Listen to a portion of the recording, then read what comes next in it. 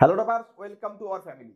আজ আমি তোমাদের মাঝে ক্লাস 12 সেমিস্টার 4 এর বাংলার একটা গল্প অর্থাৎ হারুন সালেমের মাসি নিয়ে আলোচনা করব। আমরা সবাই জানি আমাদের ক্লাস 12 এর বাংলা সিলেবাসের দুটো গল্প আছে, একটা হচ্ছে হারুন সালেমের মাসি এবং আরেকটা হচ্ছে কি হলুদ পোড়া। তো আমাদের এই দুটো গল্প থেকে একটা গল্প পরীক্ষায় আসবে, আমাদের একটা প্রশ্ন লিখতে হবে অর্থাৎ 5 মার্ক। তো দেখো, আমরা যদি এই হারুন সালেমের মাসি মহেশ্বেতা দেবীর লেখা একটা গল্প যদি আমরা দেখি, এখানে আমরা প্রধানত দেখতে পাবো যে গল্পটিতে অসমবয়সী দুজন মানুষের মধ্যকার এক গভীর মানসিক বন্ধন দেখানো হয়েছে। অসম অসমবয়সী বলতে এখানে কি বোঝানো হয়েছে? আমরা দেখতে পারবো যে যে দুইজনের কথা বলা হয়েছে, একটা হচ্ছে কে হারুন সালেম এবং অন্য একটা কে এই মাসি। এই মাসির নাম হচ্ছে কি গৌরব। দেখো, গৌরবী নাম দেখেই আমরা বুঝতে পারছি যে হারুন সালেম এবং গৌরবী এরা দুইজন ভিন্ন ধর্মের মানুষ। তারপরেও তাদের ভিতরে কি একটা কি দেখানো হয়েছে, বন্ধন দেখানো হয়েছে। এবং 2 নম্বরে আমরা কি দেখতে পাবো, এই গল্পটি জাতি ধর্ম বর্ণ নির্বিশেষে মানুষের মধ্যকার মনুষ্যত্ব ও ভালোবাসার বন্ধনকে তুলে ধরেছে। আমরা যদি একটা জিনিস সহজে ভাবি যে সবার উপরে মানুষত্ব তাহার উপরে নাই, অর্থাৎ মানুষ এর মনুষ্যত্ব যে প্রধান, সেই প্রধানটা তুলে ধরেছেন আমাদের এই গল্পের মাধ্যমে কে মহেশ্বেতা দেবী। তো দেখো, আমরা যদি এই গল্পে প্রধান যে চরিত্রগুলো আছে সেই চরিত্রগুলো যদি দেখি, আমরা দেখতে পাবো কাকে, গৌরবী অর্থাৎ মাসি গল্পের কেন্দ্র চরিত্র। তিনি একজন বিধবা এবং খোড়া মহিলা। এই পয়েন্টগুলো একটু মাথায় রাখবে, কেননা আমরা যখন গল্পটা দেখবো তখন আমাদের অনেক কাজে লাগবে। অভাবী হলেও তার মধ্যে মমতা ও মাতৃত্ববোধ প্রবল। প্রতিবেশী মুসলমান শিশু হারাকে তিনি নিজের সন্তানের মতো দেখেন। খুব সুন্দর করে চরিত্রগুলো মাথায় রাখবে, মুখস্থ করবে। গৌরবীর ছেলে, যদিও গল্পে সরাসরি তার উপস্থিতি কম, তবে উল্লেখ আছে যে ছেলেটি তার মাকে অর্থাৎ গৌরবীকে দেখে না এবং অন্য জায়গায় থাকে। দেখো, আমরা যদি গৌরবীর ছেলে মেয়ে দেখতে দেখি, তাহলে একটা ছেলে নিবারণ, যেটা আমাদের এখানে আছে নিবারণ, এবং তার মেয়ের নাম পুটি।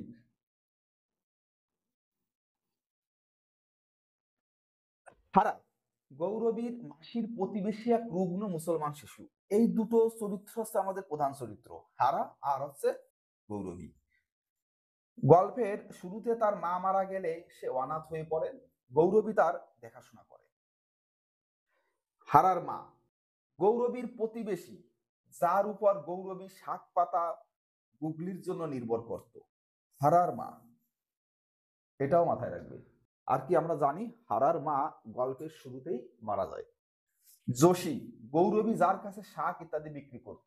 তাহলে আমরা এটুকু বুঝতে পারলাম যে গৌরবী এবং হারার মা একই সাথে যে শাক পাতা গুগলি ইত্যাদি তাদের গ্রাম থেকে সংগ্রহ করত, সেগুলো যোশীর মাধ্যমে বিক্রি করত। যোশী সেগুলোকে কলকাতা বা বিভিন্ন শহরে নিয়ে সেগুলো বিক্রি করত। তো দেখো, আমরা যদি এখানে একটা শখের মাধ্যমে দেখার চেষ্টা করি যে গৌরবী মাসি এর নিবারণ আর পুটি, একটা ছেলে একটা মেয়ে, এবং তার কিন্তু এখন তার ছেলে নিবারণের কাছেও কোনো আশ্রয় হয় না, এবং তার মেয়ে পুটি, তার কাছেও কিন্তু তার কোনো আশ্রয় নেই।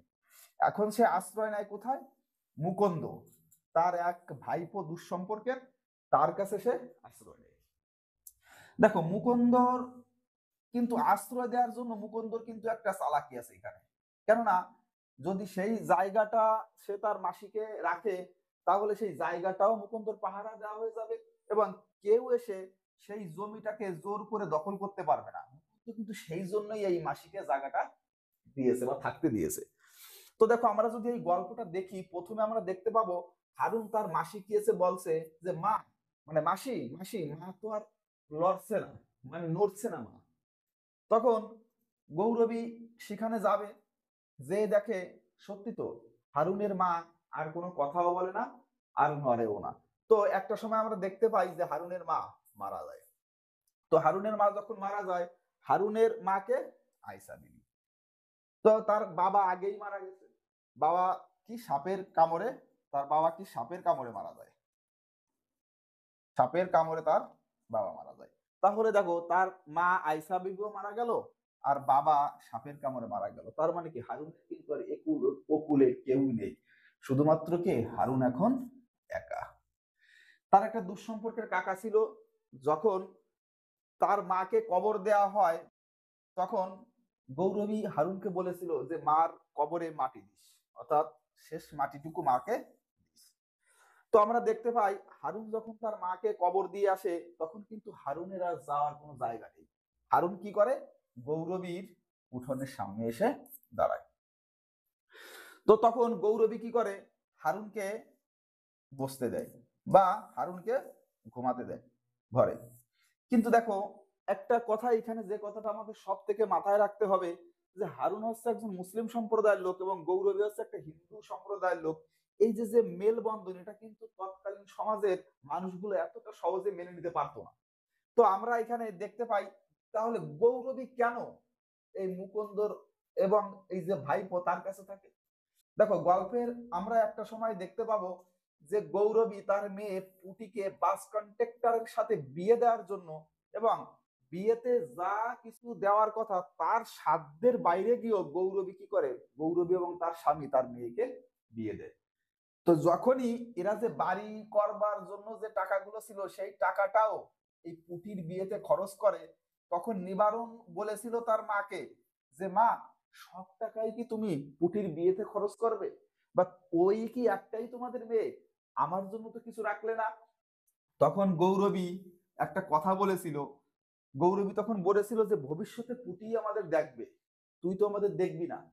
এই যে কথাটা, এই কথাটা নিবারণের মনে সেই ছোট বয়স থেকেই থেকে যায় এবং পরবর্তীতে এই কথার জেদ ধরেই যখন সে বিয়ে করে, ভালো বাড়িঘর করে এবং বাসের একটা কাজ করে ভালো টাকা ইনকাম করে, তখন তার মাকে দেখার সামর্থ্য কিন্তু তার ছিল, তাও কিন্তু সে তার মাকে দেখেনি। কেননা তার মা ওই যে যে কথাটা বলেছিল যে একটা সময় বা পরবর্তীতে বা ভবিষ্যতে আমাকে কে দেখবে, পুটিই দেখবে।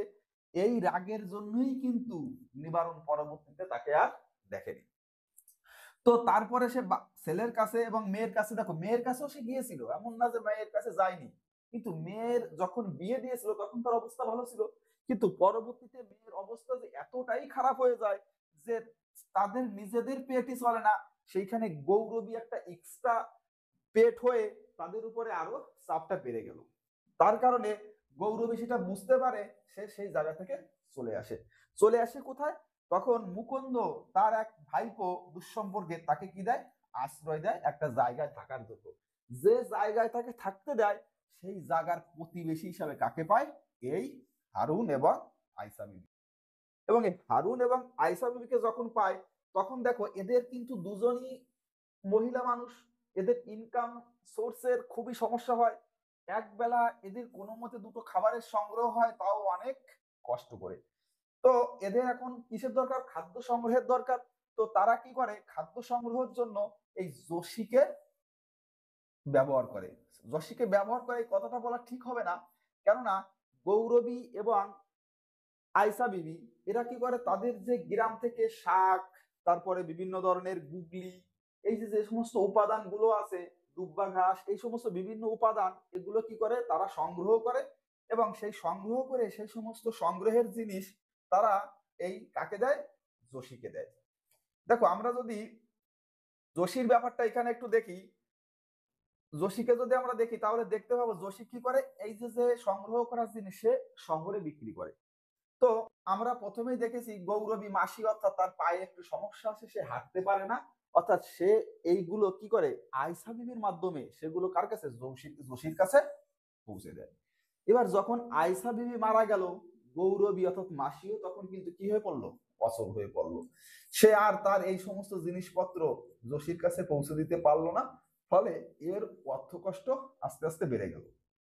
এদিকে হারুন কি করেছে, তার মা বাবা সব মরে যাতে সে কি করেছে, মাসির কাছে আশ্রয় নিয়েছে। এই যে মাসির কাছে আশ্রয় নেওয়াটা, এটা গ্রামের মানুষগুলো অর্থাৎ প্রধান যে ক্যারেক্টার গুলো আছে, মুকুন্দ, আমাদের এই যে যোশী, আমাদের নিবারণ, এরা কেউই ভালো করে নিতে পারেনি। তো একটা সময় দেখা যাচ্ছে কি যে যোশী কাকে আমাদের গৌরবী এই হারুনকে আশ্রয় করেই বাঁচার স্বপ্ন দেখে। স্বপ্ন দেখাটা ভুল, হারুনকে আশ্রয় করেই বাঁচে। অর্থাৎ হারুন দেখা যাচ্ছে যে মাঠে গেল, একটু আলু আনলো, আলু এনে মাসিকে রান্না করে দিতে বললো, মাসি সেটা রান্না করছে, অর্থাৎ যাও দুটো খেতে পারছে। তো একটা সময় তার কাছে, গৌরবীর কাছে মনে হলো যে না, এভাবে জীবন চালানোটা খুবই কঠিন, দেখি যাই আমি আমার ছেলে নিবারণের কাছে যাই। নিবারণের কাছে যে যদি আমি আশ্রয় পাই, তাহলে আমার আর কষ্ট থাকবে না। তো সেই চিন্তা করে গৌরবী কি করে, নিবারণের কাছে যায়। তো নিবারণের বাড়ি যে, সে অদ্ভুত লাগে তার কাছে যে বাড়িতে সবকিছুই আছে, মোটামুটি ভালো পাকা বাড়ি করেছে, মোটামুটি বাড়িতে কোনো অভাব নেই। তো সবকিছু থাকার পরও তখন বাসিতে গৌরবী তার বাড়ি যাওয়ার পরে নিবারণের স্ত্রী তাকে খেতে দেয় এবং 2টো টাকা দেয়। টাকা দেওয়ার পরে যখন নিবারণ বাড়িতে আসে, তখন সেই পুরনো কথাটা মনে করিয়ে দেয়, এবং কিন্তু নিবারণ পরবর্তীতে বলে, হ্যাঁ আমি তোমাকে থাকতে দিতে পারি, কিন্তু একটাই শর্ত, তাহলে তোমার কি করতে হবে, এই হারুনকে ছেড়ে দিতে হবে, অর্থাৎ এই হারুনকে রাখা যাবে না, তাহলে আমি তোমাকে দেখতে পারি। তো এই কথা শোনার পরে গৌরবী বাড়ি চলে আসলো। বাড়ি চলে আসার পরে জসিও তাকে বিভিন্ন ভাবে বেশি কথা বললো, যে দেখিস ওকে ঘরে ঘুমাতে দিস না বা খেতে দিস না। কিন্তু গৌরবীও বলে, আমি তো ওকে ঘরে ঘুমাতে দিই না, এই তো বারান্দায় ঘুমায় বা উঠানে ঘুমায়, খাবার দেওয়ার সময় আমি দূর থেকে ওকে খাবার দিই, কি করবে বেচারা ছেলে, রান্না করতে পারে না। তো জসির কাছেও সে বিভিন্ন ভাবে বলে, এবং জসিকে বলে, গ্রামের এই কথাগুলো বলিস না যে ও আমার কাছে আমি দূর থেকে তাকে খেতে দিই বা খাওয়াই। কোনো কথাই কি জসি তাকে বলে যে একে কি কর, শহরে কলকাতায় রেখে দেয়, অন্য মানুষ যেভাবে বাসে ভিক্ষা করে, ও হয় বাঁচবে বাঁচুক, না বাঁচে মরে যাক। তো এই কথাগুলো জসি বলে। তারপরে আমরা দেখতে পাবো মুকুন্দ একটা সময় এই খবর জানতে পারে যে গৌরবীর আশ্রয়ে হারুন আছে। তখন মুকুন্দ তাকে বিভিন্ন ভাবে বলে যে মাসি, অর্থাৎ মুকুন্দ তার আমাদের গৌরবীকে বলে যে না, তুমি এখানে যদি থাকতে হয়, তাহলে তোমার কিন্তু এই হারুনকে দেখলে হবে না, কেননা পাল বাবুরা পরবর্তীতে আমার এই জায়গাটা নেওয়ার কথা বলছে, তারা বিভিন্ন ধরনের পুজো করে।